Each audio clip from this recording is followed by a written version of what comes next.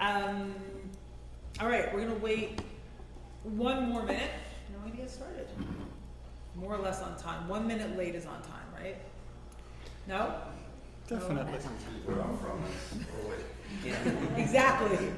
Zoom has set a whole new standard. Like if you come late to a meeting, but if you come late to Zoom, it's like everyone, like, where were you? we wouldn't know what happened to Jay. Jay? I didn't see him once. Just one. Yeah, no, yeah. I'm gonna write to see what's going on. I actually don't. Hi Beth, good morning. Right, he was a total regular. Oh, Yeah. Hmm. Hi, I'm going up Leslie. there soon, so. You going up there? Yeah. You gonna see it? Well, no, my wife is Canadian, so it's Canadian Thanksgiving. You go to Toronto? I go to Toronto. Nice. So.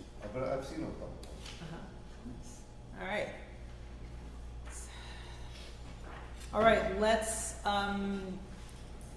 share the bracha over Torah study, and then let's get started.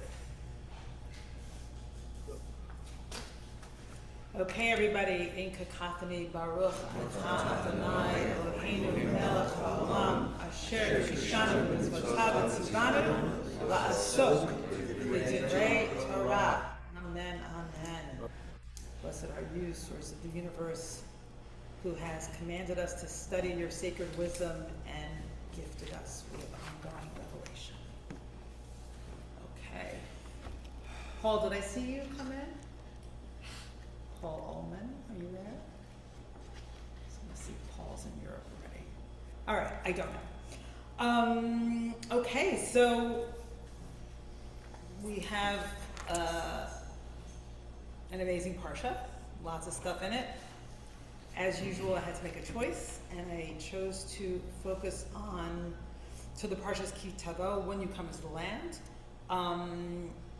I chose to focus on that passage where Moshe is telling the Israelites that when you come into the land, you bring your first fruits to the priest, right? And it's an amazing moment because it's a moment of gratitude, it's a moment of telling one's story, of sort of grounding one's identity.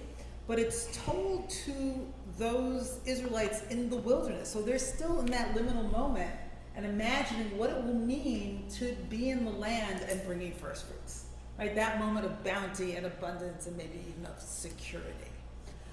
Good morning, Asher Chaim. And, in looking at it, I want to look at the different moments of identity, and I'll name some right now. So it talks about being in Egypt and being enslaved and being a threatened people. And then then there's this moment of being in the wilderness, which is completely liminal, but they're taken care of. And then there's this moment of grounded in the promised land, right? And with your agricultural bounty, the promise fulfilled, that moment of fulfillment. And each moment has its dangers, right? So we're going to look a little bit into that, and then look at these sort of mythic moments as sort of how different Jews sort of ground themselves in identity. Like, which moment do we ground ourselves in? Right? Is it the Passover moment? Is it the wilderness moment? Is the being the promised land moment? And what are the dangers inherent in each? Okay, so we're going to start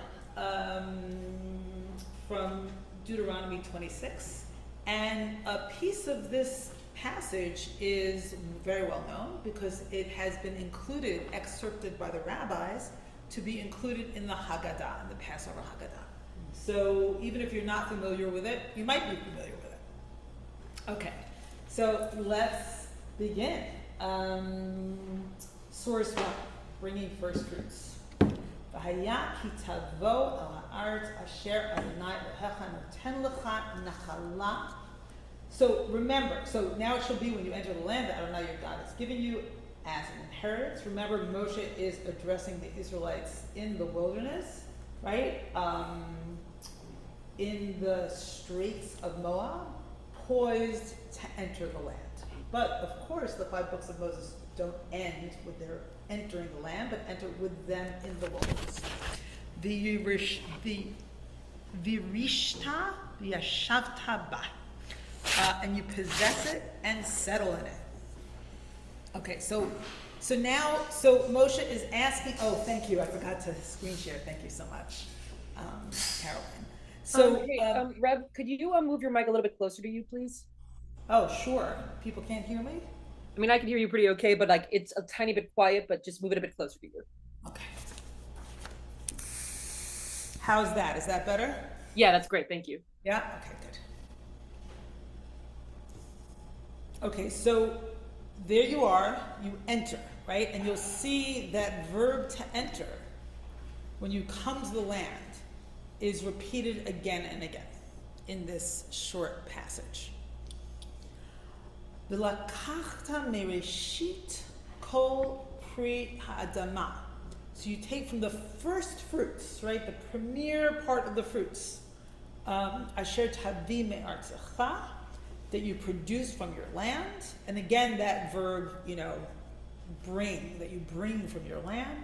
Asher Adonai Elohecha noten lach, that God gives to you. So again, that God gives to you, right? That's a repeated phrase. So don't forget that you're gifted with this land that God's giving to you. V'samta batena, so you should put it in a basket. V'halachta el hamakom asher yivchar Adonai Elohecha l'shaken shemo sham. You should go to the place that God chooses to, that God your Lord chooses to have God's name dwell there. Chooses to have his name dwell. Thank you. So this is the book where that place, right, that sort of sanctuary, is seen as centered in one place as opposed to having local shrines, right? And that phrase, and we looked at this in one open book, is repeated again and again, to the place that your God chooses to have God's name dwell. Okay, so we got the setup. I have a question. Yeah. Isn't it strange, though, to talk about bringing the first fruits when they first have to conquer the land? I mean, I'm assuming that took years. So, why, you would think they'd get everybody ready for war, but instead they're talking about the land is settled. Well, they definitely do talk about war. That's there. It's just not here. Okay. Right? It's not in this moment. This is a moment of security, of bounty, of standing before the priest, and the promise fulfilled. Right. So we're skipping over that at least here. Okay. What's the Hebrew word that keeps getting used? Ki tavo, tavi, uvata, lavo, to come into. Is the word inheritance, is that also is that accurate translation? Yeah. Okay. V'yirishta, you shall inherit nachala, a legacy. It's interesting, as opposed to a gift. God's giving you as a gift. Yes, the word gift is not here. Correct. Right, but you should remember again and again that God's giving it to you, and the word matana also is related to giving to you. Giving it as an inheritance. Yes, So giving it as an inheritance. that's Yeah, interesting. yeah, as opposed to as a gift. Correct. Okay. Uvata el hakohen. So what do? You go to the priest. Asher yiyeh biyamim hahem, whoever the priest is in those days. V'amarta elav, and you say to him, Higadati hayom l'Adonai Elohecha kivanti el haaretz asher nishba Adonai v'avotenu latet lanu. Okay, you are to come to the priest who is there in those days, and you are to say to him. Okay, so even though I didn't bold these words, the word to give is another repeated word, right? So to come into and to hi Rachel, and to give. Okay. So, and then here you are to come to the priest, and you shall tell the story, right? So what story shall you tell? And notice the higadati. Higadati hayom Adonai. I will say that day before God, right? That I came to this land. So notice that the farmer is supposed to speak in the I voice, right? It's the farmer's story, right? It's the singular verb right there. And now we're going into verse 4. L'kach hakohen hatena miyadecha. So the priest takes the basket from your hand. V'hinicha lifnei mizbeach Adonai Elohecha. And we'll place it before the altar of Adonai, your God. So, they're in the shrine, right? This is a sacred place. This is a sacred ritual. The Anita. So this is really interesting. So you shall answer. But who you're answering? Right? No one said anything to the farmer. Right? So the farmer is being addressed, the future farmer. Like, this is what will happen. You will be a farmer and you'll bring all your first fruits. And then you're going to answer. So what are you answering? So let's look at the rest of the verse and then ask that question again. V'anita v'amarta l'fnei Adonai Elohecha, and you shall say before God, Adonai your God, Arami Oved Avi. So an Aramean tried to destroy my father, or an Aramean, or my ancestor was a wandering Aramean. It's not clear how to translate those words. Vayered Mitzrayim, and he went down into Mitzrayim, the Yager Sham, and dwelled there, or sojourned there, Bimtei Me'at, as a group few in number. Vayhi Sham Lagoy Gadol Atzum V'Rav. And there he became a great nation, mighty and many in number. So here's the story. Right? It's like a sort of a snapshot of the story. Someone tried to destroy my ancestor, or my ancestor was an Aramean, a wandering Aramean. If it's a wandering Aramean, it could be Abraham, who was from that region, right? If it was an Aramean tried to destroy my ancestor, then it could be talking about Jacob and naming Lavan as the destroyer, right? Because Lavan tried to sort of preclude Jacob from, leaving his house, and there's a big altercation that ultimately worked out. But if it didn't, Jacob's narrative would have been stopped right there. So it's not clear what's going on. Verse 6. So now we move from that I voice to the we voice. Vayaru otanu hamitzrayim, and the Egyptians made it bad for us. V'yanunu, and they afflicted us. V'yidnu aleinu avodah kasha, and they made us, they gave us to work very hard. They put us in bondage. V'netzak al Adonai, and we yelled out to God, Elohei Adonai, the God of our ancestors. V'yishma Adonai kolenu, and God heard our voices. So that's really crucial. V'yar et onyenu, and saw our affliction. V'et amalenu, and our toil, our hard work. V'et lachatzenu, and our pressure and our stress. So God saw our experience. God took that in. V'yotzienu Adonai Mitzrayim b'yad chazaka u'bizroa netuya u'v'vara gadol u'v'otot u'b'movtim. And God took us out of Egypt with a strong hand and an outstretched arm, and great miracles and signs. So that's probably referring to the plagues. V'yavinu el hamakom hazeh, and brought us to this place. And brought us to this beautiful place and gave us this land that's flowing with milk and honey. I think, Rob, your question stands. There's nothing here about conquest, right? Gave us this land, period.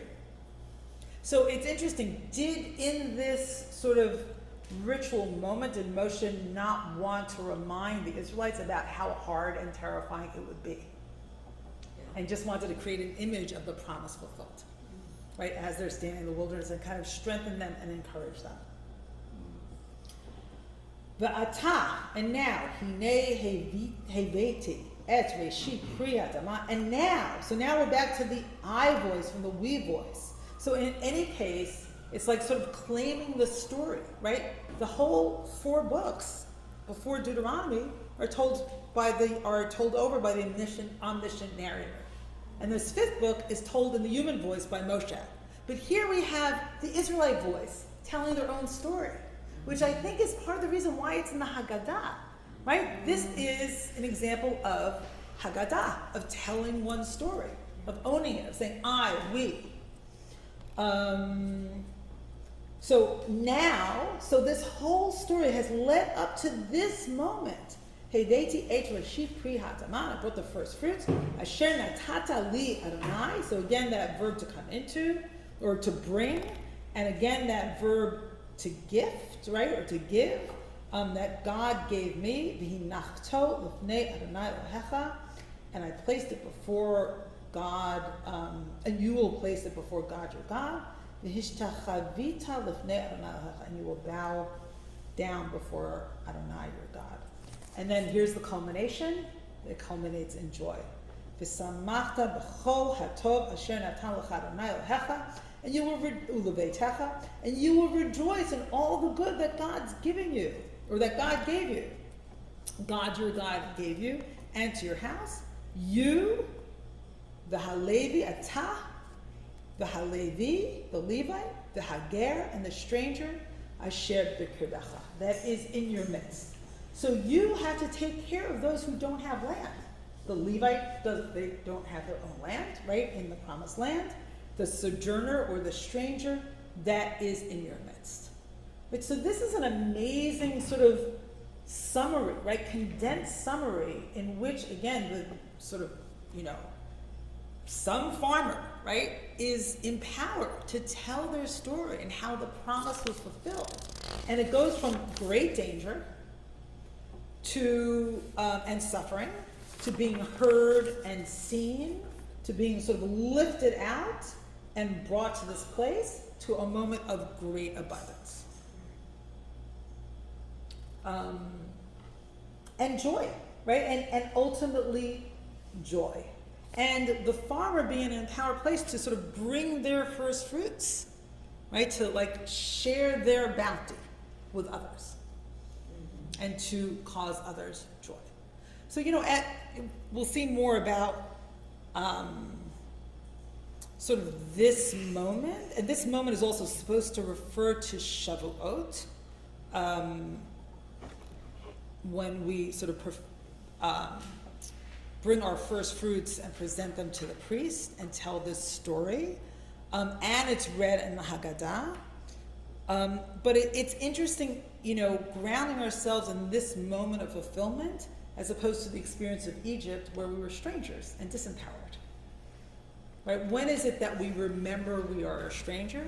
We have to not be that stranger in order to remember we were a stranger in a strange land. Okay. Any comments before we go on to some commentary, to some other commentary? Any comments or questions? Yeah, Rachel. Rachel, I think you need a speaker.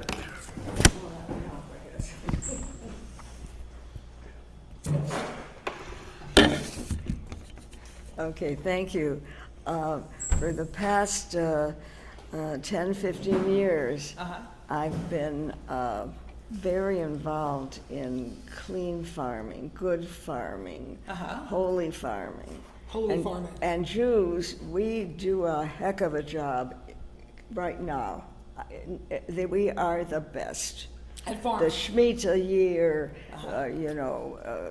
The sabbatical methodology, year. the methodology of you plan something and whoops, up she comes. And it's interesting that the only learning I ever got about what Jews did as slaves in Egypt was that they made bricks. This is not the methodology of farming.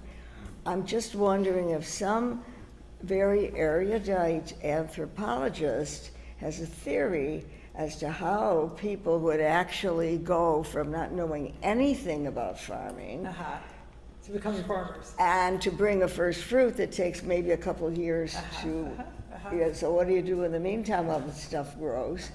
I'm not being this to be facetious. I mean, I'm thinking it is possible that as slaves, when they were done doing bricks, they worked on somebody else's I mean, land, and I think that's a everybody knew great- how to do it. And Great so, question. yeah, How did that transformation happen? yeah, Right, and to be sort of, landowners, yeah. from being slaves and from being wanderers in the desert. And I have no idea. I don't But I either. think it's a lovely, I- it's a wonderful question that has us imagine, how did that transformation happen? That's right. Yeah, Tomas. I'm not an erudite anthropologist, but it occurs to me that the, Wait, do you have a speaker in front of you? I just want to make sure that people can hear you.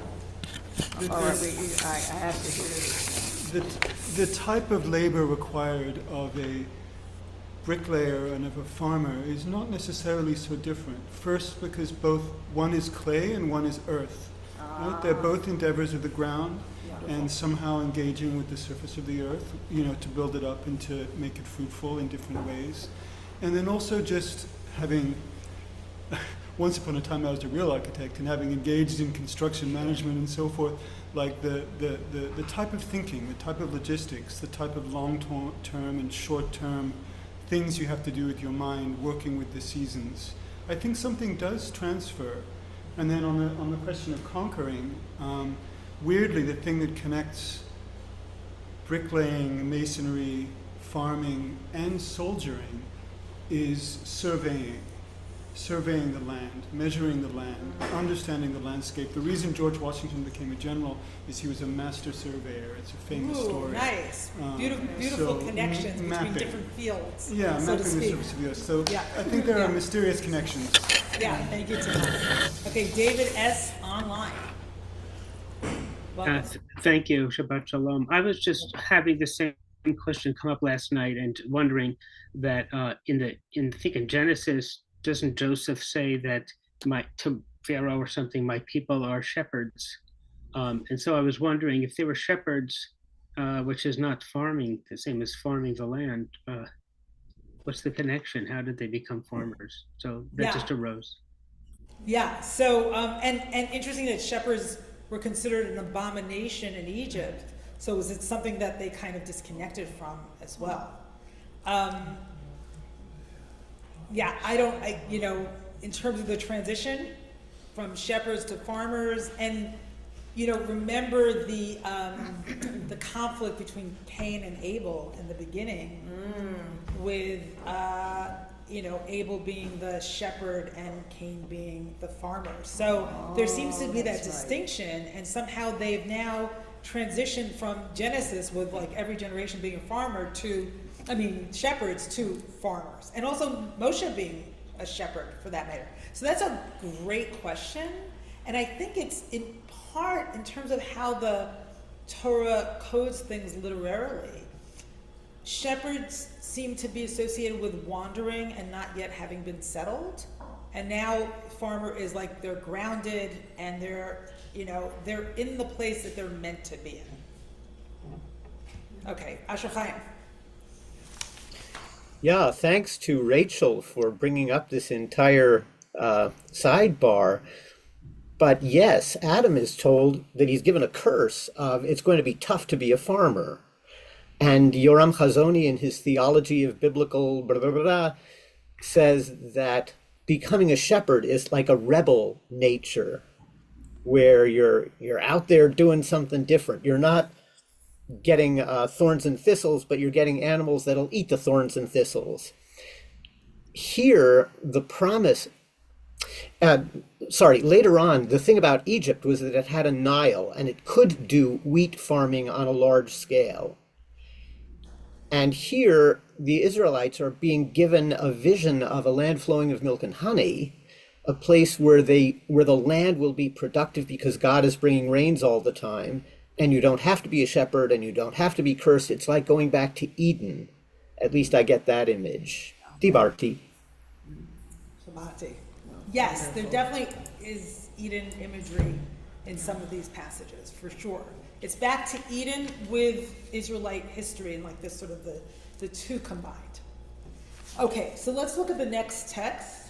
I don't see any other hands. Do you feel like sharing your screen? Thank you. So now we're in number 2, and this is from Torah.com, which is a wonderful collection of scholars writing on the Parsha and other themes in the Torah. And she says, every year the farmer bears witness to his personal privilege of being able to declare that I came to the land.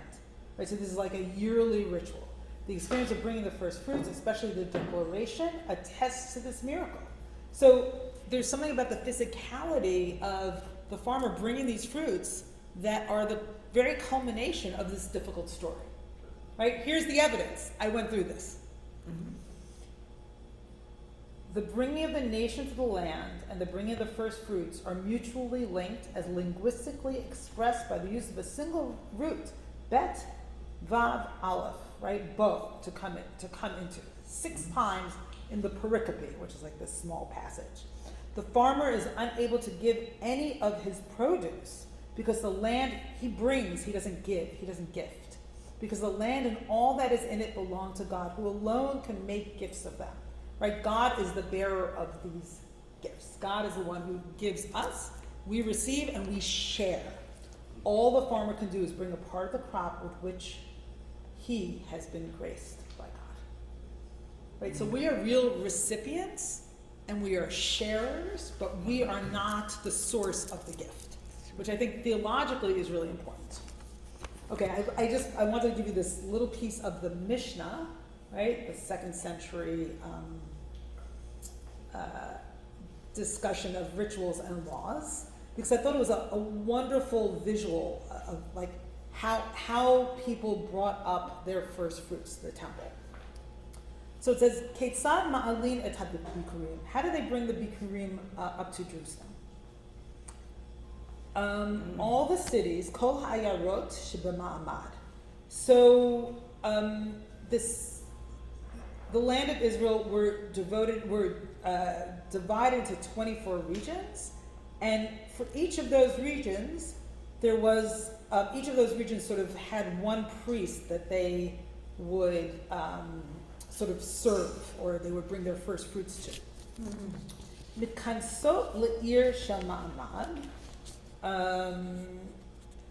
They would come into a city of a specific ma'amad, a certain region, Vilanin berchova shel ir, and they would sleep in the streets of that town. Now the reason they would sleep in the streets is because if they slept in a house and someone died in the house, they wouldn't be able to go to the temple because they wouldn't be pure. So masses of people sleeping in the streets. What an image. The lo hayu nechnasim lechatim, and they wouldn't come into their houses. The lemashkim haya hamamune omer. So there was one person who was sort of, in charge of this particular group, and would wake them up in the morning and say, Kumu v'na'alet Zion el Beit Hashem Eloheinu. Arise, let us go up to Zion, to the house of the Lord our God. Right? So it was imagined in the Mishnah as this like massive pilgrimage and totally unified and organized.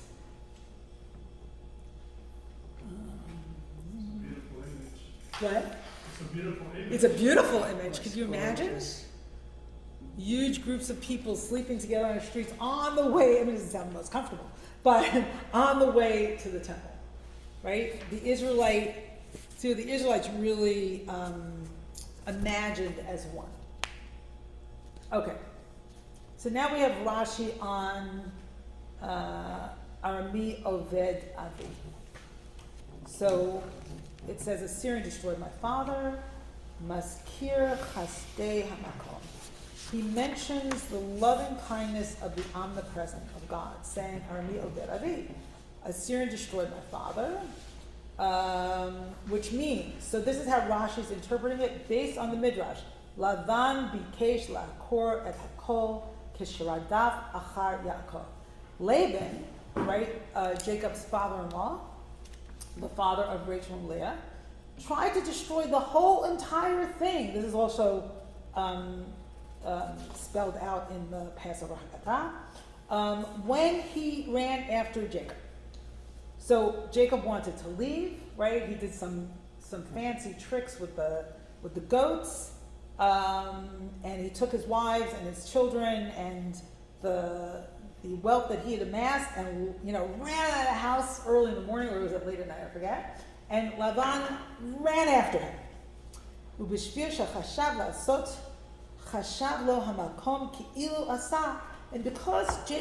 Lavan wanted to destroy him, or intended to destroy him, or thought to destroy him, God counted it as if he had done it.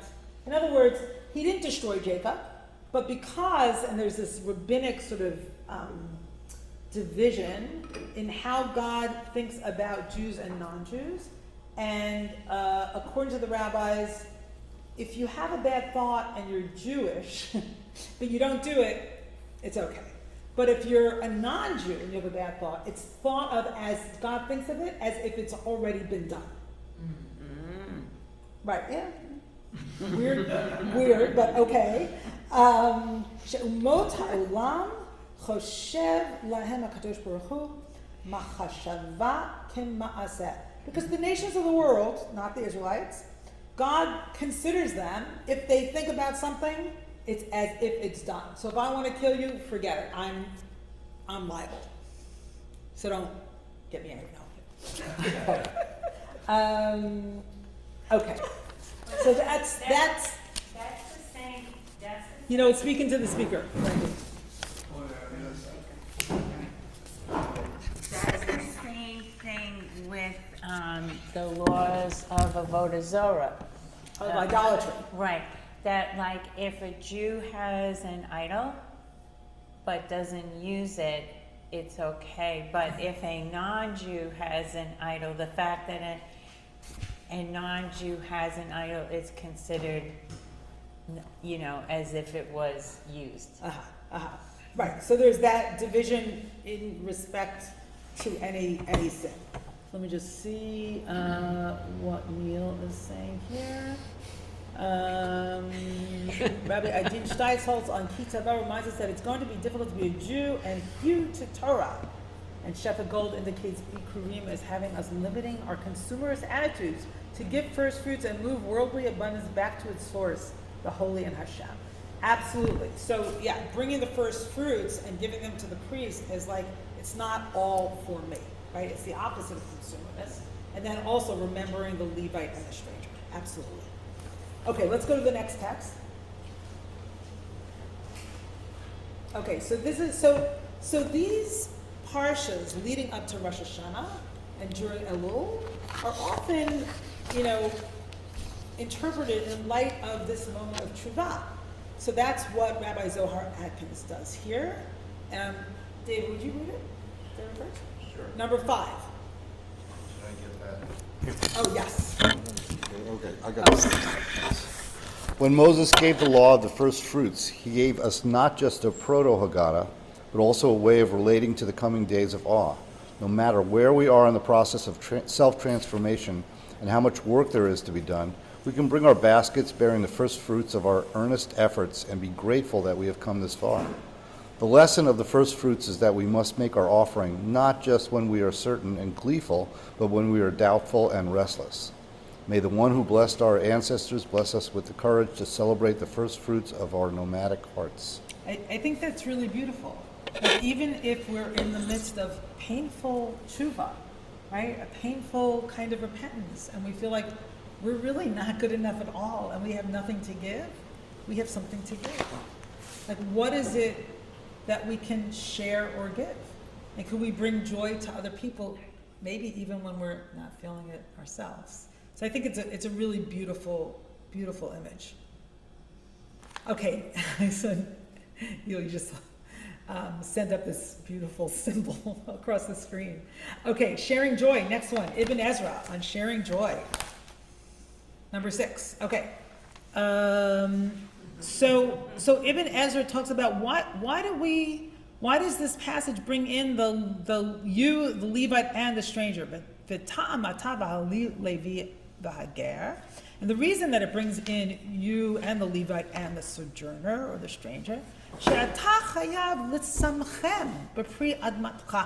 that you are obligated to make them happy with the fruit of your land. So that's beautiful. It's a beautiful thought physically. It's also a beautiful thought spiritually and psychologically. Like, what do you have to make someone else happy? You know, and you know, I don't know about you, but I so often go into deprivation consciousness. Like, oh, they have everything and I don't, right? And how do you know, I think it's really important to challenge that. And I think it's easier to make tshuva, to repent from that place, as opposed to I have nothing, so I can't even change or give anything, to, oh, I have, so I can share and maybe sort of change, but not from a place of deprivation. Okay, I'm gonna go on a little bit, unless you have a very quick comment, Wendy? Quick comment. Okay, good. But speaking to the speaker. That even a poor person is required to give tzedakah. Yes, that's important, absolutely. Even a poor person, everyone's required to give something. Right. Yes. Okay, so now this is from Rabbi Soloveitchik, the great 20th century Modern Orthodox thinker and Talmudist. We're now in number 7. Number 7. Who feels like reading? Who would like to read? Ezra Deacon? I don't think we have number 7. You don't? It's up We can read it off there. I'll read it if you want. Oh, you don't have number 7? We don't That's have not every good. other page. Every other page is missing. Yeah. But it's okay, it's there. Oh, I'm so sorry. It's not okay for them, but it's okay for It's us. a little, I'm so sorry. Okay. How come not in mine? That's so weird. Okay, good. Because you're the rabbi. Because I'm the rabbi. Do you want me to read it, or somebody go ahead? Oh, here, Ezra's gonna. Whenever the Torah wishes to impress on us the mitzvah of having compassion and sympathy for the oppressed in society, it reminds us of the similar helplessness and lowly status during our bondage in Egypt.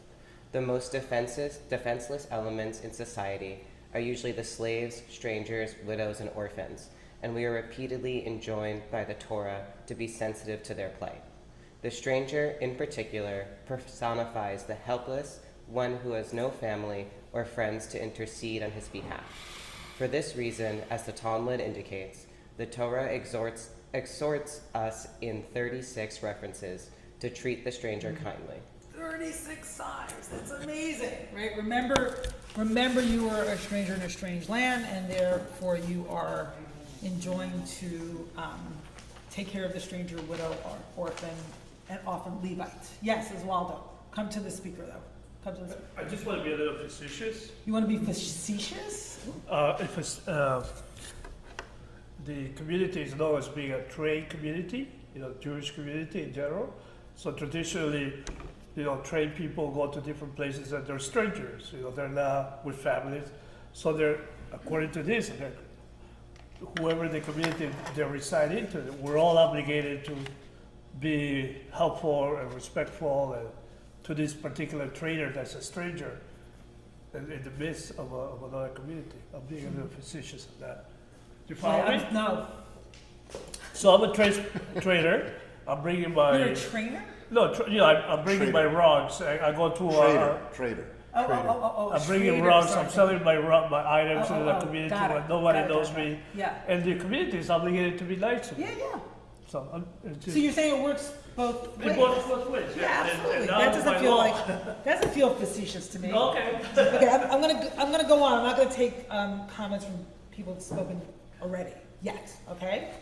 So I thought this was. I found some texts which I think are really interesting in terms of thinking about what kind of Jews are we at this moment. Are we Passover Jews? Are we Shavuot Jews? Are we Purim Jews? And which which stories emphasize what, right? And what are we sort of focusing on now? So here's the thing, like remember the stranger, but many of us feel so threatened that we want to keep far away from the stranger, right? Especially given like the events of this week. I mean, it's terrifying. So as Jews, as Americans, as human beings, like, you know, we all, I think, we all have fears at this moment. I mean, I don't want to speak for everybody, so if you don't have any fears, let me know. And I want to know how I can get to that place. But let's listen to, so Yossi Klein Halevi is a journalist and a Jewish thinker who writes a lot and does a lot of podcasts also with Danielle Hartman, Rabbi Danielle Hartman. Very articulate person who moved to Israel and is also a convert. He's a really fascinating person. You might want to look him up and listen to him. And he says, here, I'll read this. The first command is the voice of Passover, of liberation. The second is the voice of Purim, commemorating our victory over the genocidal threat of Haman, a descendant of Amalek. And Amalek, of course, and we've studied Amalek many times here, is a representative of arch-evil, right? Archetypal evil in the Torah. Passover Jews are motivated by empathy with the oppressed. Purim Jews are motivated by alertness to threat. Both are essential. Without the other, one without the other creates an unbalanced Jewish personality, a distortion of Jewish history and values. But civility is only the starting point. The goal is to create multi-dimensional Jews capable of holding more than one insight about Israeli reality, or I would say about Jewish identity. Can we hold both?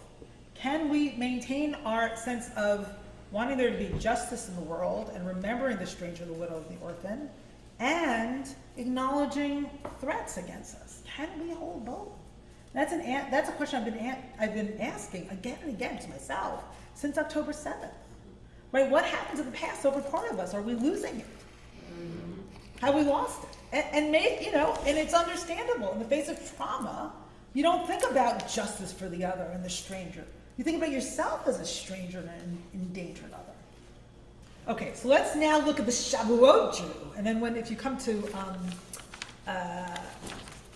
service later, I'm going to introduce yet another kind of Jew. So now we have two kinds of Jews. And now here's a Shavuot Jew.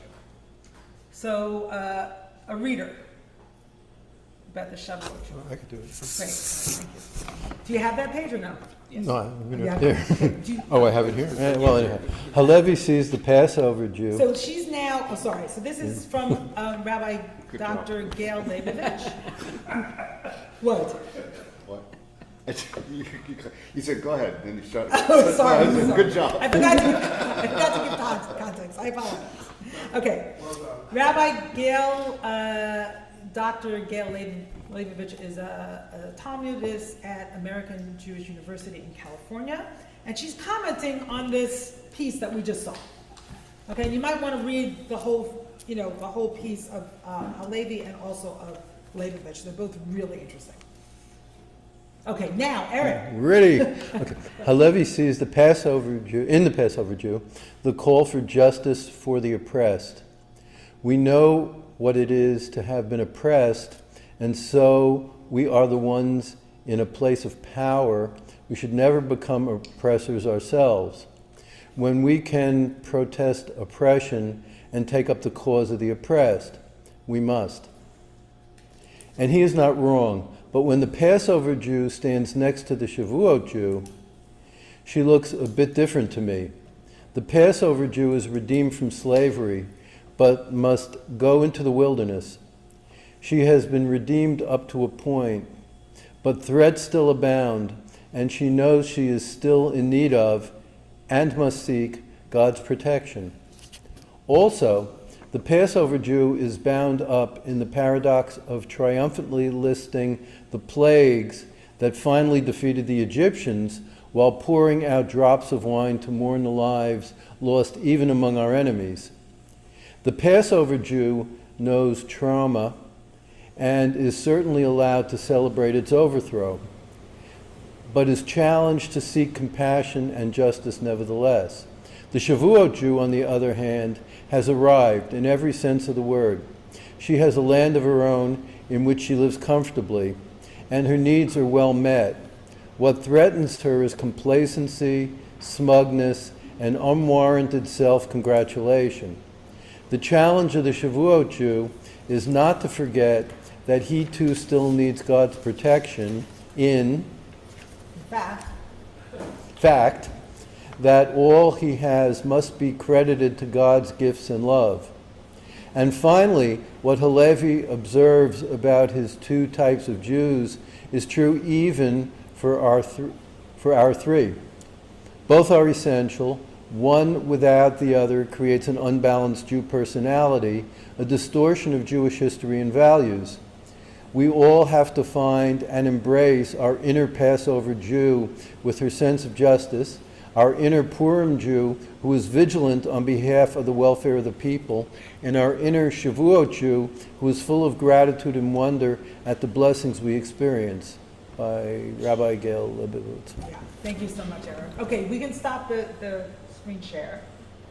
But it's interesting to hold all these myths at once, right, at this moment. And can we do so when history is skewed at this moment in a particular direction where we feel, for all kinds of reasons, endangered? I want to see if there are any comments about this. Yeah, Eric, and then Rachel also had something from before, and anyone online who wants to comment. Just a brief thought about where we are. Yeah. I mean, Israel is still at a state of war, Yeah. and so we're actually closer to the Purim issue, where we're still being threatened. At the same time, I think it's unfair to think that Jews have circled the wagons. I mean, if you take a place like Mount Sinai Hospital, which is predominantly funded by Jewish money, it's serving predominantly non-Jewish people. And all over America, there's Jewish charities doing all kinds of things, so it's not as if we've completely circled the wagons. And I just want to mention that Dan Senor, that's a really important point. Dan Senor is actually urging us to send our kids back to Jewish schools because it's so threatening out there that our kids need to be, one, protected, and two, to be given a dose of who we really are. So there's certainly a history in this country where Jews have contributed mightily and significantly and almost miraculously, absolutely. But I'm talking about now, like since October 7th, where has our identity shifted towards? Like which identity? And for different people it's different. I'm not saying it's all the same, right? Not at all, right? You know, some Jews are feeling very protective and focusing on anti-Semitism and the threats to Israel. Other people are, focusing on the destruction of Gaza and suffering Palestinians. It's not the same at all. So I'm presenting this range of possibilities for where we are grounding our identity and highlighting Yossi Klein Halevi's invitation to hold different identities at once. And sort of, pull them out as they're needed, if that makes sense. Rob. Yeah. It's absolutely beautiful that as Jews, the problem is we get stuck. We get stuck as Passover Jews. We get stuck as Purim Jews. And what I think he's trying to say is we have to be all three. Absolutely. So Absolutely. that's why... Well, he says all two, she says all three. All four. If you bring in the Shavuos Jew and all the other ones. And the thing is, but you have to shift with the times. And I think we're all stuck on a certain level. Well, and I that's think why what there's... Eric said is really interesting, that we haven't given up, right, our care for the rest of society. That's still operative. I think that's really interesting. Yes. But you're saying we get stuck. I think we get stuck. How do we get stuck? Same word. We get stuck because we take a position, and this is our position, but times change. So we have to change with the time, not to forget the humanity and charity and all these things, but when the barbarians are at the gate, you better defend the gate. So right now, you're calling upon us to activate more of the Purim identity. No, we should be everything, but the times demand which takes Okay, I hear you. precedence. I hear you. Okay, Thank you. good. Ezra.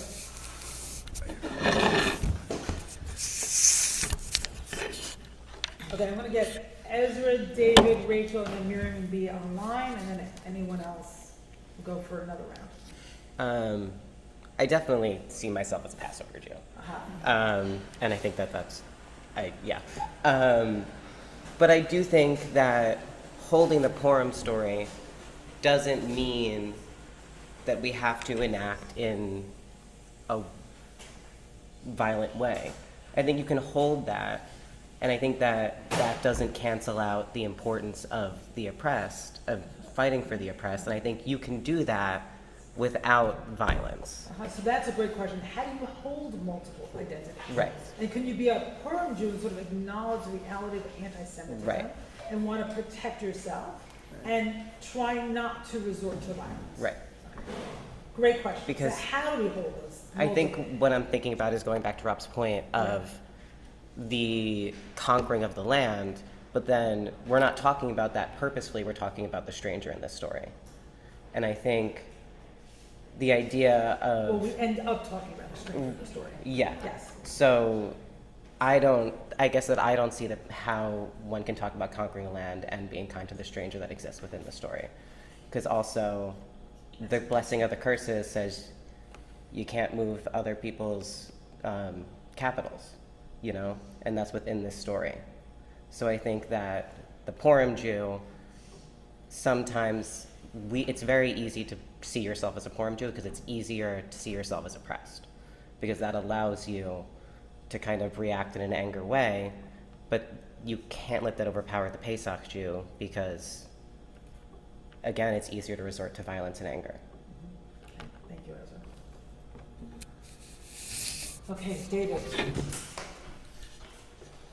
I just want to acknowledge before David speaks is that I think many of us feel passionate in one direction or another, whether it's the Passover direction or the Purim direction or the Shavuot, and that, you know, I think we can hold that and have this conversation. So to acknowledge the, you know, that people feel fiercely about these things. Yeah, go ahead. I guess I'm just having a hard time with the Passover Jew, the Shavuot Jew. I mean, I'm not really getting the distinction so much. This is the end of an arc of a story that was prophesized in Genesis. This is what's going to happen.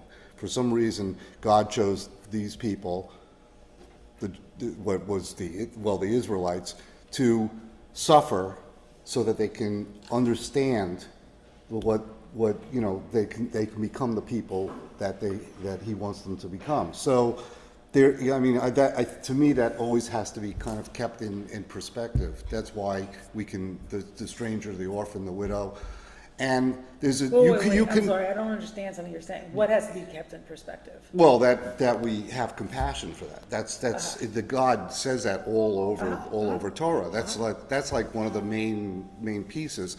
And you conflated for me the stranger and Amalek. I don't think they're the same thing. No, not at all. No, yes, No, but I didn't mean to conflate we were talking about today, like we are afraid of the stranger and all that stuff. I think they become conflated in some people's minds because the stranger becomes dangerous. So the lines between Amalek and the stranger for some might be blurred. That might be true, but I'm saying, good, because I think there's throughout history we have the stranger and the widow and the orphan, and we also have Amalek. So we're in a Let's time. put it this way: some people see Palestinians as the stranger at this moment, and some people see them as Amalek. Well, the Palestinians of October 7th are certainly Amalek. I mean, we probably all agree on that. So. And in this story, I mean, it's always hard when you plop in at a certain place, you know, and it's very much about victory and about about war and everything else. As you read on, it's one of the most scariest portions there are. If you don't have faith in God, if you don't, put everything there, that's the key to the whole thing.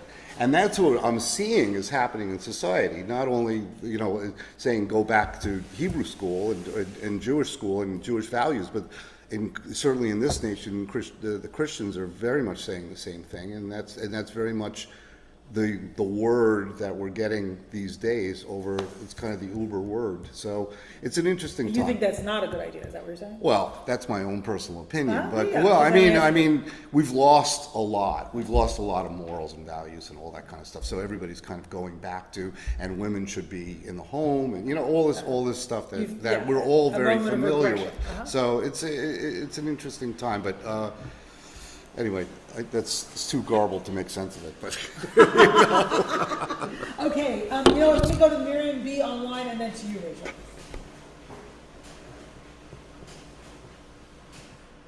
Hey, Miriam. Hi. Hi, thank you. Yeah, this kind of reminds me that it seems like it's a lot like the parts work that's in psychology, that's used like maybe internal family systems, but not just for the individual, what you're talking about in a way, in their own psychology, but more like as a people, thinking about it as a Jew, the different parts, how they coexist. The thing that disturbs me a lot also is the story of God and the telling of that story. It seems like so much is always left out, both like with Moses telling and also like when we have services, what we say and what we leave out with God, the complexity of, God's violence and quick to anger parts, not just slow to anger. Both. We leave a lot out. And I feel like that leaves the individual to struggle a lot with that relationship alone sometimes. Yeah, I mean, absolutely. God is not just the one who gives. God is the one who, and gifts. God is the one who punishes. That's not what's being emphasized here. And I understand why you'd want to bring that in. And I, for one, is grateful it's not part of our prayer, because that's not the kind of God I want to pray to on Shabbat morning. Okay, so I see lots of hands. So I'm going to go to Rachel. I'm going to keep calling on people who haven't spoken yet, okay? Oh, sure. Okay. So Barbara and then Paul. Shabbat shalom. Hi, everyone. I'll be quick. I love this. What kind of Jew are you around Passover and Purim? And for me, there's like this third part, because I think a lot about our country, and I think about the assimilated Jew, and how does the assimilated Jew really balance what's happening here, like David was talking about, morally, and what does that mean? I don't think it means going backwards, but I do think it means, how do we bring all of our Jewish knowledge as Passover Jews or Shavuot Jews to this particular situation, which, if it goes down and affects the rest of the world, and that we, in a big way, and that we really need, as assimilated Jews, to be, in there, and part of the discussion, coming with our point of view, and how do we do that? How do we use? Great question, Barbara. A great point. Like, who's the we?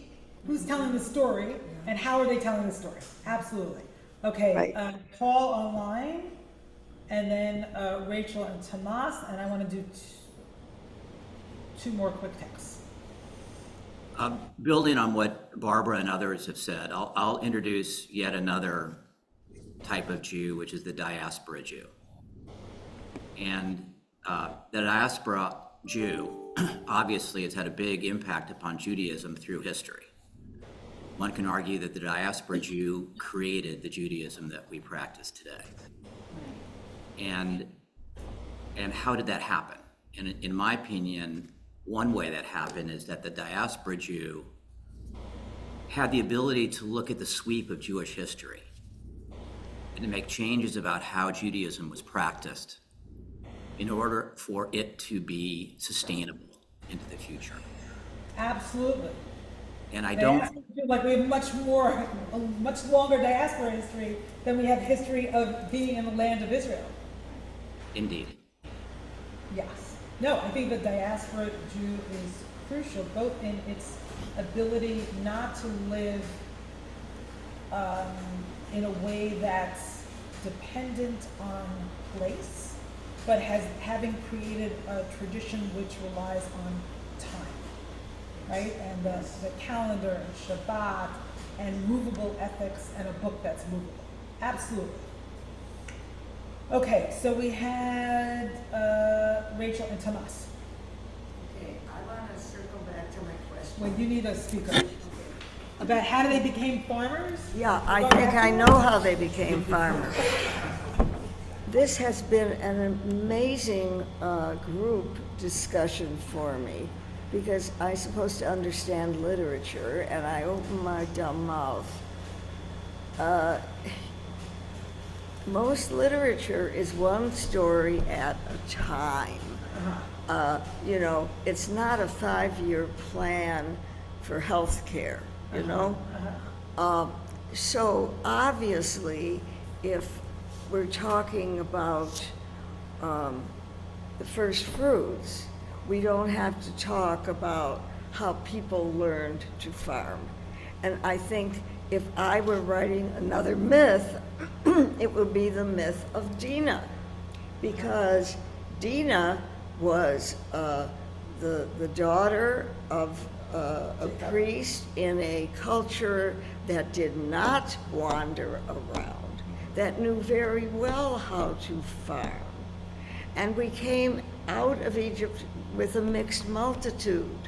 How hard is it, to your point, if you understand bricklaying and surveying and oh my God, all this complicated stuff, how hard would it be for everybody to sit down and say, hey guys, what do you want to plant first? Who's going to teach us? Blah, blah, blah. That's the 5-year plan for health care in the state legislature. That is not our myth. And I think I ought to really calm down. Of course, it would have been possible for everybody to make the transition. They would watch each other, right? All right, Rachel, thank you. I mean, I think the question is, how do we move from myth to politics? There we And go. we do. There we go. Right? Every political moment has a myth that undergirds it. That's The right. question is, which myth is undergirding it? That's That's right. why I wanted to bring up these interesting myths and how we're using them at this moment. And again, I'm going to introduce one more. I mean, Paul introduced the diaspora frame or myth, which I love. And I'm going to introduce yet another later on. Okay, Tomas. And then two more texts. Come in for a landing. Rachel, I'm also circling around and circling back, and Good. Circle I around. was circling back. Actually, Asher Chaim really got me thinking with the river versus the rain. The river versus the rain, because the river is obviously very narrow, but it's very predictable, right? It's like clockwork, and it's that predictability that enables you to really be the farmer and have this regularity. But of course, we know that that's also a kind of prison. It's a narrowness, that predictability.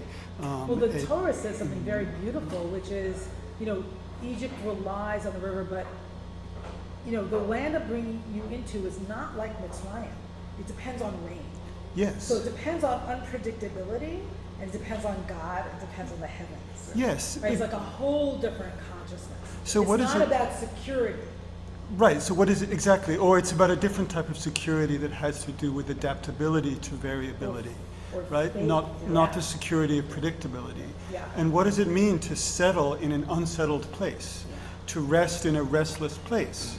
And even if you just look at the geography, the blessing of the land of Israel is not in fact much to do with milk and honey. It's just simply the crossroads of the world, just geographically, Europe, Africa, Asia. There are no abundant rivers. We don't have the Tigris and the Euphrates that fed Esther. We don't have the Nile Which that is fed what makes Moses. Abraham's journey. It's strange because it's sort of unexpected and amazing because he leaves, if you trace his journey on the map, he leaves the Euphrates, right, in Haran. Right. And then he takes the waterless journey.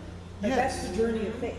Yes, Abraham's and also Moses's. They're both waterless journeys from the rivers of the Fertile Crescent to this really relatively unfertile, rain-dependent, variable, restless, unpredictable place that is nevertheless the crossroads of the universe, and for the children of Israel is nevertheless home.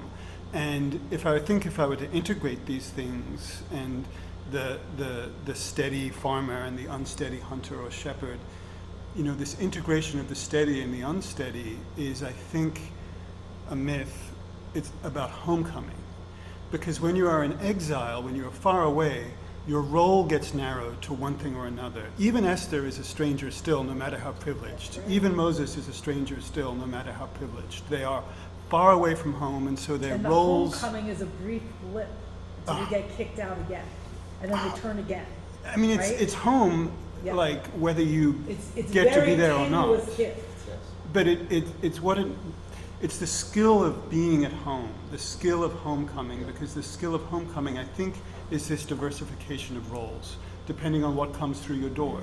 So sometimes you're the soldier, sometimes you're the host, sometimes you're the, this quality of adaptability is both sustained by being at home and is also required of you when you're at home to welcome and to adapt and to respond and as more. diaspora Jews, can we come home? Yeah. Even when we're not. Can I say something? Home. Very, very quick, and we need to do the, yeah. Just real quick, if you get a chance, I don't know, it was a very popular book, but *Sapiens*. Read about the history of grain. Because grain is about place and it's about land and it's about water. so it's very much. So Yeah. just read about the history of grain, and you'll understand a lot of Interesting. this. And he's a fascinating thinker. Yeah, as well. and what grain is in the Torah too. Okay, so I want to show you one verse and then end with one midrash. So if you see number 10, I don't know if people in the room have that. Number 10. So in this parsha, there's a long list of blessings and curses, and the curses are horrible. But what I want to point out is one verse, number 47, and it says, "Tacha asher lo abadta et Adonai Elohecha b'simcha u'b'tuv levav merov kol." So why did all these curses come upon you? Because you did not serve Adonai your God in joy and in good feeling of heart out of the abundance of everything. So that's kind of shocking and interesting. And I think it goes back to my comment before about, can we make tshuva out of a sense of abundance? No matter how little you think you have, you've got something. You've got a roof over your head. You've got enough to eat. You've got something. You can walk. Your legs work. Like, what is it? Can we shift from deprivation to abundance? And I don't think that's easy, especially at this moment. Okay, so then one more text, number 11, and I have to run over to services. This is a really beautiful midrash that I learned from my Savrita, Rabbi Sharon Cohen Anasfeld. In Deuteronomy, Rabbah taught in the context of this parsha. So it says, Amar HaKadosh Baruch Hu, Im halachta l'tpalel b'toch beit hakneset, al ta'amod al hapetach hachitzon l'tpalel sham. So the Holy One of Blessing said, if you go to pray in a house of worship, don't stand by the outer entrance to pray. Now that's really interesting, because I don't know about your identity, but in high school and even in college, I was the one who always sat in the back of the room, right? Like I wanted to be present, and I was really interested, but I also wanted to hide. Like you didn't want to completely enter, right? So it says don't stand at the entrance. Ella heavy mitkaven likanes. Delet lifnim midelet. Let it be your intention to enter fully, door after door. What a beautiful image. Lishkod al dalti. This is a verse from Proverbs. happy is the person who listens to me in, in standing at my doorway. And it's, the Shkota is interesting because it's related to the tree, the shkedia, which is, how do you translate that? Shkedia? Shkedian?